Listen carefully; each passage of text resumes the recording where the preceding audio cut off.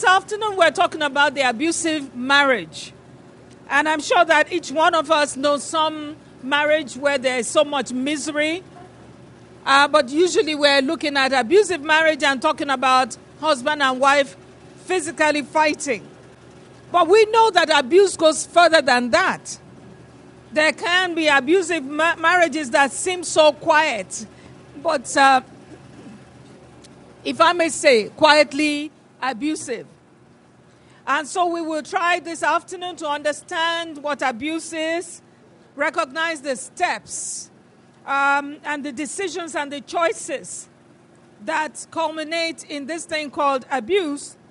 And above all, we will try to learn how to deal with the issue altogether. So in our definition, we said that abuse is not quite easy to define. It's good to see all the faces here. Amen. And it's when a husband or a wife have really decided to maltreat each other.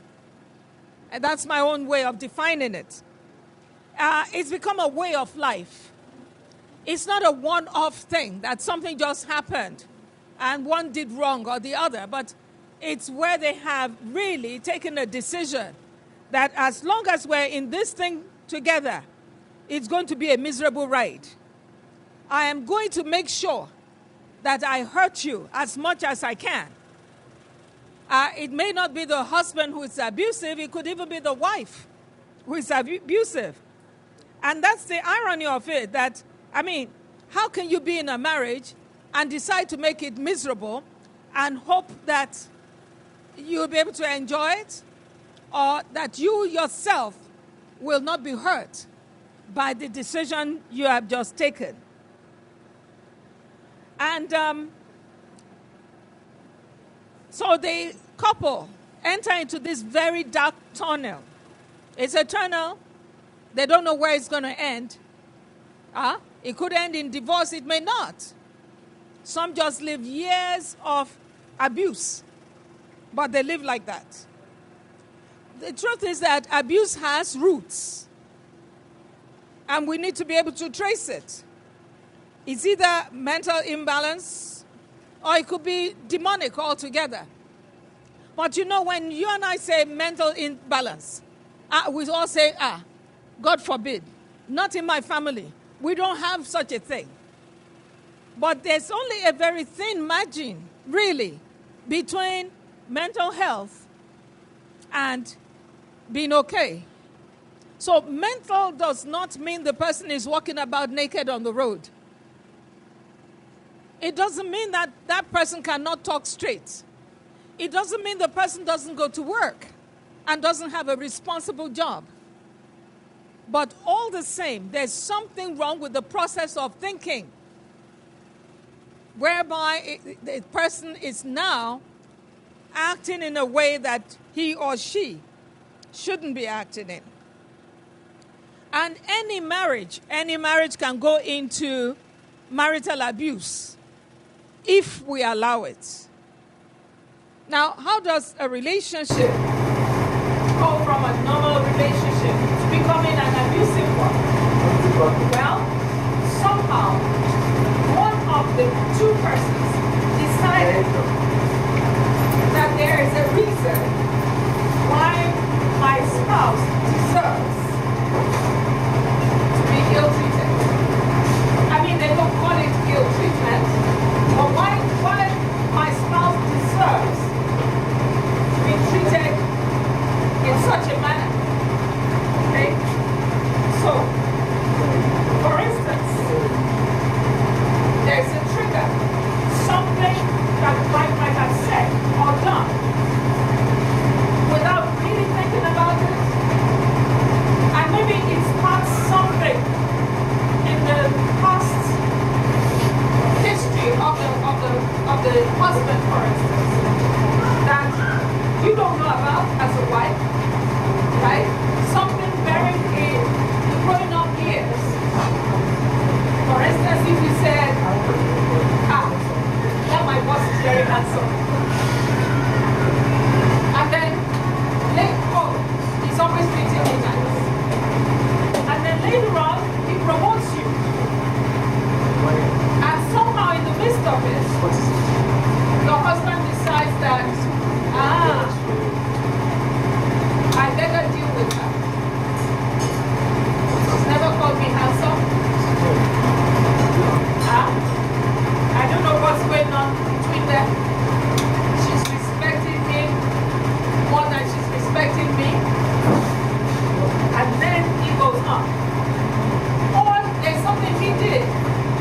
decided that, oh, he loves his mom much more than he loves me. And from then on, we start planning a strategy as to how to now ill-treat him, retaliate, get him back. Or he can decide that, oh, she's very proud, she's just way too proud because she earns more money than me. Or because she believes that her family is more superior to mine. The very little things in life that would lead to marital abuse. I mean, they're so amazing. But can you listen and hear the insecurity in all I have saying? There's a spark of insecurity. And this insecurity is going to lead somebody to begin to strategize. First, the person is playing God, deciding that, this is the reason why this is happening. Not that that spouse took it to God in prayer, but has made a decision. And then, your response comes. And that's where mentoring comes in. If we have not mentored the young lady to realize that, hey, I better quench this fire with love. I better jump in quickly and humor him. Honey, sweetie, you know how I love you. Why are you saying this? And then that soothes him and dampens him. But when they begin blow for blow, toe for toe, you said this, I said this, we'll see where it will end. Then we know where it's going. So now, wisdom demands that from the onset, we nip this thing in the bud. Quickly, kill it, quench it. And that's why the Bible says in Proverbs 4:7 that wisdom is the principal thing. In all our getting, we should get understanding. So you need to douse certain things with love. I mean, you need to understand how to play with your husband, how to kick in and change the atmosphere. You need to understand how to seize the atmosphere and change it. But you know what? It's only when you live in the atmosphere of the Holy Spirit, and when you live in the atmosphere of abiding in God and the Word of God, that it can spill over. You cannot give what you don't have. So once you see the atmosphere that's trying to go wrong in the home, you must seize it, you must change it, you must turn it around on your knees, with wisdom, with understanding, with the Word of God. Douse it with love. Douse means to soak in. Douse means to drench in.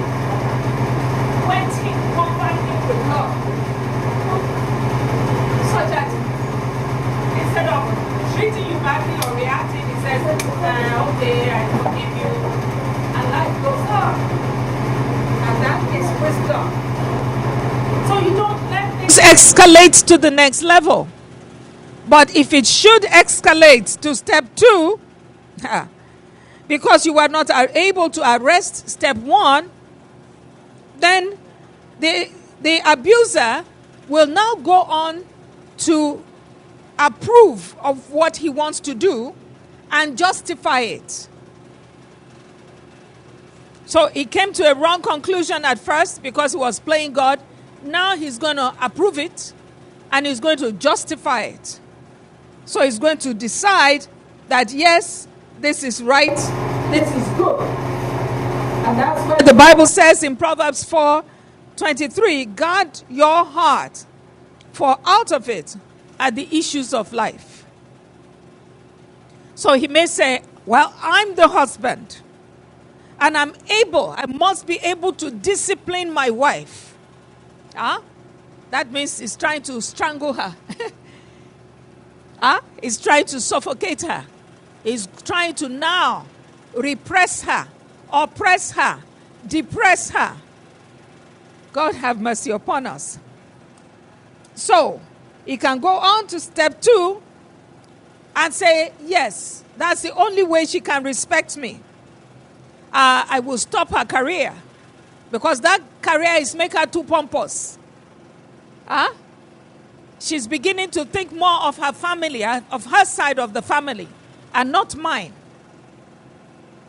So you see, while all this is going on, as a woman, you must be able to respond, kick in, understand what is going on, and seize the atmosphere, and not let things go from bad to worse. See? So, a woman can say, I will give him hell in this home. If she gives him hell, where is she living in? She's living in hell as well. I will make sure he suffers. I will make sure God have mercy upon us. So before we know it, peace goes out the window.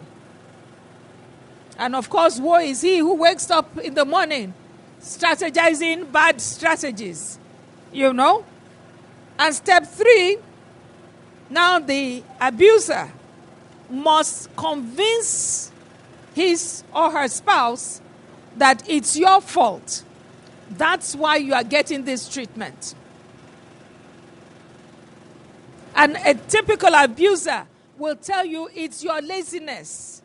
That is why I'm not giving you any money. And I know you are not working. You are supposed to be a housewife. And at the same time, he's saying, if you were not a lazy person, you wonder, are you not the one who said I should stay home? What's all this? Right? So, I remember an abuser husband saying to his wife, look, God says that you are a bad woman, so I should get a concubine.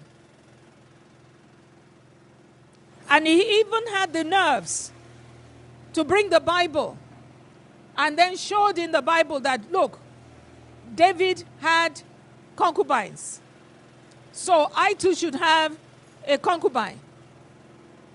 That's an abuser. So now we have the typical victimizer and the victim. So the victimizer is now convincing the victim that he or she has a good reason to be victimizing the other, and that it's your fault. You're the one who's responsible for this thing I am doing to you. If you were not so, then this would not have happened. And so on and so forth. So when all this thing is done, the victimizer will now come and pacify the victim. I remember this one man. After mistreating and beating and everything, his wife, then he would give her a flight ticket to go abroad. Okay, sorry, honey. Why don't you take this and some money and go on holidays? And off she goes. And then she will come back home and it's back to square one. All over again. So a victimizer, her husband, for instance, who victimizes, will now go out and buy a bottle of perfume, his wife's favorite perfume. Bring it and say, okay, sorry, honey, if your mouth was not so sharp, I wouldn't have beaten you, but okay, sorry. He didn't say, I repent. He didn't say it will never happen again. It was your fault. But see, I've forgiven you. And I've even bought you something you love. And let's put it in the past. But guess what? It's going to happen again. So that's the cycle. Now, how do you cope with? How do you overcome in such situations?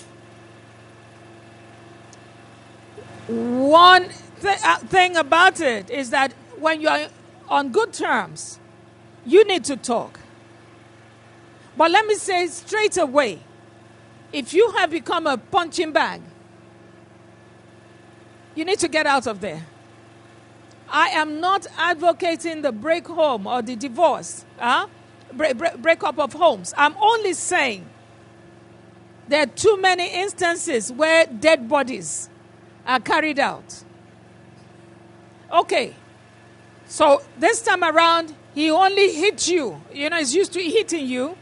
You have become, he knows that you can tolerate it. So this time he hits you and you knock your head and then you fall down and you're gone. So you need from the word go to tell him that this is totally unacceptable. Oh, you want to kill me for my parents? Okay, you don't know I have siblings? Even if I don't, I have children. Let me tell you the truth about all this. If he kills you, he's going to tell his own version of what happened.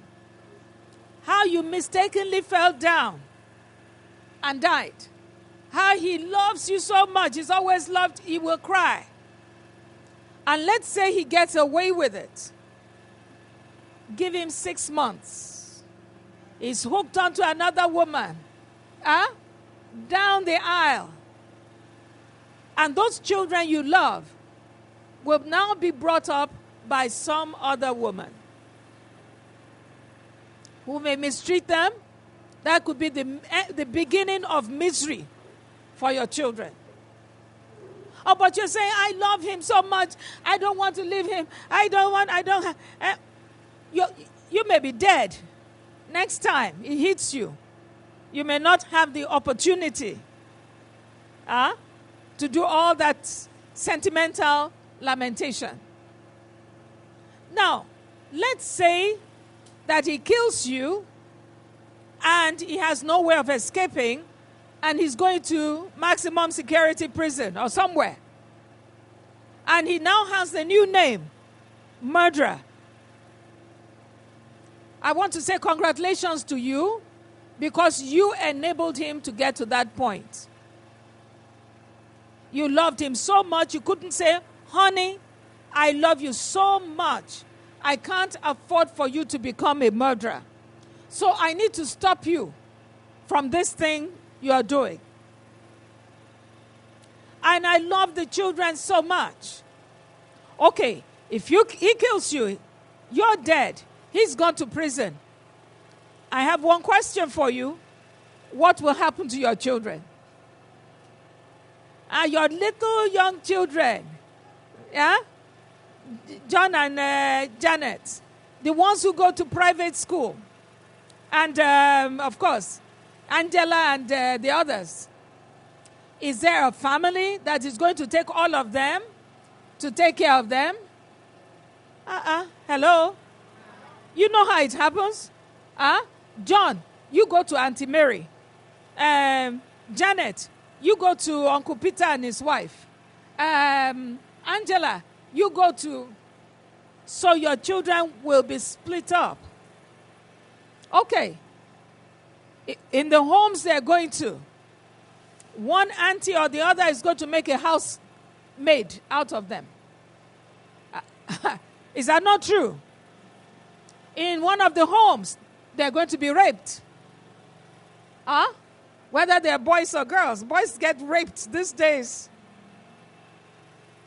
In one of the homes, they could turn out to become drug addicts. They could become rebels. They could even go and join a gang. So you need to take charge. If you are getting beaten, beating is not part of the marriage covenant. Hello? It is not part of the marriage covenant. I know what you think. You think, at least if I stay here and manage, at least he will send the children to school. At least we'll have a roof over our heads. At least there'll be food to eat. I've had a lady say to me, it doesn't matter what he's doing, as long as he gives us food and a place to stay. He's not Jehovah Jireh. And he's not about to become one. I'm not preaching rebellion. I'm only preaching save your life. And save the lives of your children. And the most beautiful part of it is that in this part of the world, we have all these marriage ceremonies where families get involved. This is where you need to cry out. Shout. Let the pastor know. Don't cover it up. The dark dungeon of secrecy. Don't cover it. Let all his relations know. The ones he calls aunties, uncles, parents, the ones he respects, let them know what's going on. One lady said, so it was that my aunt was always beaten. And they would bring her back in the night so that the neighbors would not know, they would not see it. And when she heals, they'll send her back. She would beg them. They said, no, not our family. There can't be any broken marriages in our family. Don't disgrace us. And they would send her back. And after a while, she received more battering and her face is all smashed up. Again, they will bring her back in the middle of the night. When she's well, they'll send her to go face it. I don't know about you. I couldn't have taken that beating. Neither could I allow my daughter to take the beating. I don't know about you. Okay. After saying that, she said by the time her aunt was dying, she was on her deathbed. And she called the family together and said, I forgive you all. All of you who kept sending me back to hell to go and face beating over these years. I forgive you.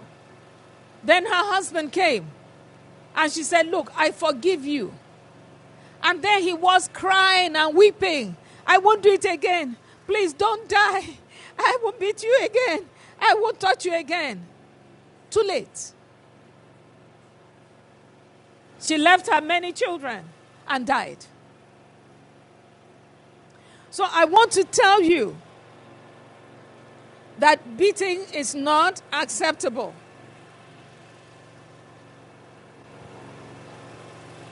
It is not part of marriage. And I want to tell you, a lot of the times when people are beating their spouses, their wives, they have mental health problems. Believe me, people who look like you, dress like you, just like every one of us, can have mental health issues. And they need help. Well, one of the first things is stress. Stress is so detrimental. I mean, if a person is stressed because he can't make enough money to take care of his family, he could be stressed because his work is too much. He could even be adding stress because he has mental health issues. And he feels, oh, I'm a man, so I must work all the time. Whereas he needs rest. You, his wife, would need to kick in by helping him to rest. You need to kick in by helping him to play. You need to kick in by making his life better. And then find the correct nutritional supplements. It could be good food that will help his brain to work better. It could be vitamin supplements. It could be that he lacks vitamin C, for instance. There could be many things like that. So you have a job to try and identify what is causing this, what is really behind it. See? You have to learn coping strategies. When a man starts raking, he started to shout, he's shaking up the house. What do you do as a woman? And that's why we have Titus 2:4, to talk to one another. Hey, you can start praying. Instead of responding, One woman went to a herbalist, complained. The herbalist gave her a piece of charcoal and says, when he starts next time, put this one under your tongue. Do you know what he was saying to her? When he starts, you shut up. You just face. How can she talk with charcoal under her tongue? He was just using the wisdom of an older person. I'm sure he collected money anyway. But we can learn to be quiet and to pray. When I suggested that on Facebook, one lady got so angry with me. How can you tell us women to be quiet? How about the men? Well, the wise woman who wants peace will know how to hold her tongue. She'll know how to pray when faced with trouble.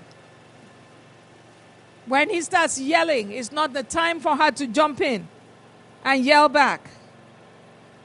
So, the abuser does not normally accept his fault. He will not acknowledge that he's the guilty party. No. But over time, you see, if you are friends, if you will stay as friends with him, in spite of his flaws, you can correct him. Friends listen to friends. But once you have changed your attitude and you're ready to fight, he's not going to listen to you. Once you're critical of him, he won't listen to you. But if you are that sweet babe that he married, and that's the thing you have to keep saying to yourself, nobody can change you, the you that you are. No circumstances. You won't make a liar out of me. You won't make a thief out of me. No, I am myself. I've never used dirty words before. I'm not going to now start using dirty words because of you. So there's a difference between responding to challenges and reacting to challenges. See? One, you get provoked and then burst out, unleash. That's reacting.